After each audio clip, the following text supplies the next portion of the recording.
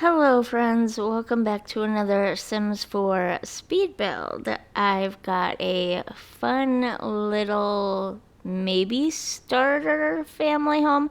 I cannot, for the life of me, remember how much an adult and two children toddler Sims start out the game with.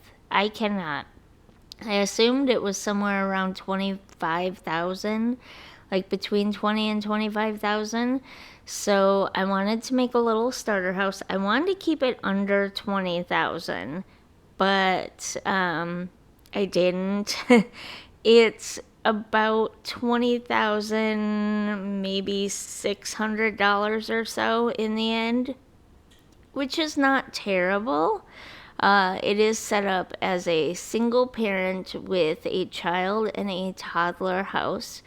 It's going back to the kind of houses that I like, that I do best with.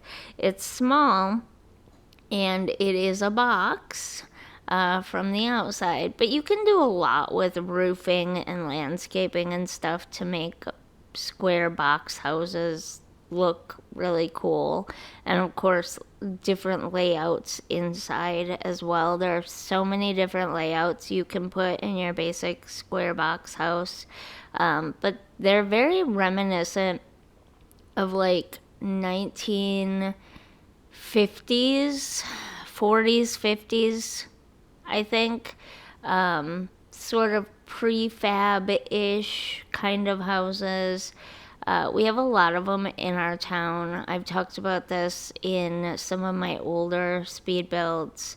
I don't know why. I think it's because they're smaller, so they're easier to take care of. They generally only have one bathroom, and they're all on one floor, which, being a disabled person and a parent, would be. I mean, I live in a 1 story, everything on one level house, but we do have 2 bathrooms and 3 bedrooms. And while having the extra space is really, really nice, having all that extra area to clean is not nice.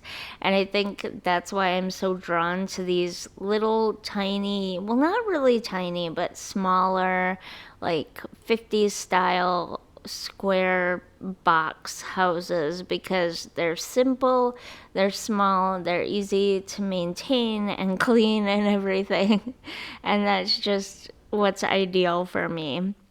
And in The Sims, I can also decorate them better and they're cheaper. So, I don't know. It's what I like. Okay. But, anyways, after my last failed attempt, I thought I would go back to the kind of thing that I personally feel like I'm a lot better at doing, and that's these little box houses.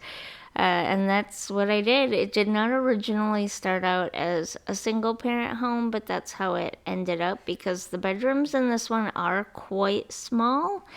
And I also had in mind that it is now 2023 and this is my first video of the year. And this year we are apparently going to get infants in the game. I assume that they are not going to be a base game update. I assume that they are not going to be free content. I assume that they are coming probably with the first expansion pack of the year, likely. I believe, if I remember correctly, we're supposed to be getting 2 expansion packs this year. And I am almost certain, knowing what I know about this franchise and everything, that the new infant stage is coming with one of those expansion packs. And so that's kind of where my mind was at when I made this house. And it's super simple. It's not overly decorated. There's lots of places. Like, I purposely left that big wall between the 2 bedroom doors empty for lots of family photos. I don't think they're ever going to add the ability to, like, actually take family photos or have family photos in frames, but you can take lots of pictures of your kids, and I believe children and up can even take pictures of adults as well, to have, lots of photos of your Sims on the wall there. So I left that wall purposely blank for that, and I left some of the other areas blank as well, for the purposes of adding the new infant stuff in. The idea was, the toddler bed that I add here eventually. I'm gonna guess it's gonna be my, prediction here, and it could be very off base, but they're going to add cribs with the new infant life stage. And so where I'm placing the toddler bed, the idea is that that will actually be a crib for an infant. So we can always come back later, or you can, and we can update some of this stuff to include the infant life stage. But I also couldn't include a lot of stuff because, again, it's supposed to be a starter house, so it can't have a lot of stuff in it. And I did choose some more expensive furniture, some nicer furniture and stuff, so it's not gonna have a lot of stuff in it. So yeah, that's a little bit about this house. I hope you're enjoying it. I did add as much clutter as I could, given that it has to remain within a certain amount, like price-wise, and it might still be too much yet. You might have to go in and like replace the couch with something cheaper, or the beds with something slightly cheaper, so that this could be a starter home for your family. But in other news, in case I haven't mentioned it yet, I know I made a community post about it, but tomorrow, if you're watching this video the day it's uploaded, tomorrow, so Thursday, January 5th, I'm going to be doing my 100 subscribers live stream, and I gotta be honest with you, I am incredibly nervous. I don't live stream very much, and I'm really afraid of the technical difficulties. Live streaming on YouTube has always been more technically challenging for me. I'm not sure why. I do not know why I have a hard time setting it up. But I do. I think maybe what I'll do is in the morning I'll set up a test stream, like on my second channel or something, just to test things for a few minutes, excuse me. Like a 5-minute test stream on my second channel to make sure everything's going okay.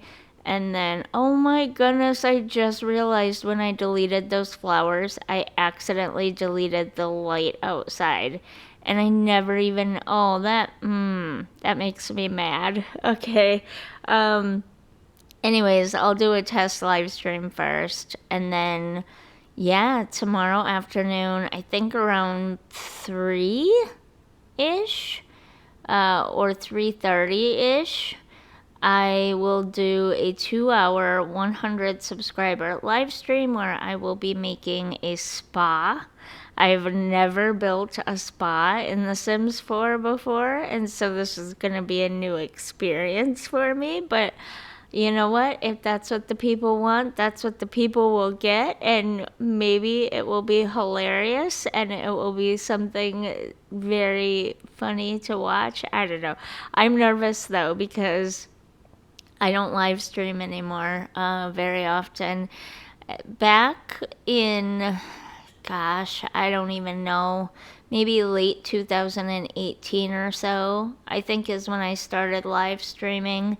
And I kind of did it a little bit off and on, like once every, month or couple of months or something. But I didn't have a good computer at the time.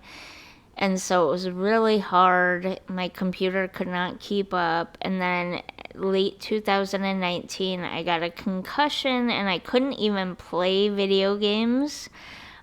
for probably 4 months. Not really, anyways. Not really well. And then the pandemic hit. And to be honest, like, I don't want to sound callous or anything, and I'm sure other people noticed it, but everybody was in lockdowns and stuff, so live streaming became the thing to do. And I had recovered from my concussion finally, and so live streaming was what I took to doing basically every day, or at least every couple of days or so. And it just became second nature at the time. And I did that probably for a good 6 to 8 months. And then I don't know, being on all the time was really, really hard. And editing 2 hour live streams down to being videos for YouTube, because there's no way I cannot physically do both. I cannot live stream every day and make 3 videos a week. Like, physically, I just can't do it. So I kind of gave up on live streaming, and I haven't done it as much since that time period. So yeah, I'm very nervous. Every time I live stream, I'm awkward and pathetic, and it is painful. I don't even ever watch back any of my live streams because it is so embarrassing, but I'm gonna do it. I want to do a 100 subscriber special, and so I'm gonna do it. And I'm already at 120 subscribers while putting together this 100 subscriber special, so that's pretty amazing. And I thank you all very, very much for supporting me and showing my channel love. And if you liked this video, could you subscribe and give me a like and maybe leave a little comment? All support is appreciated, and I'll see you in the next one. Bye.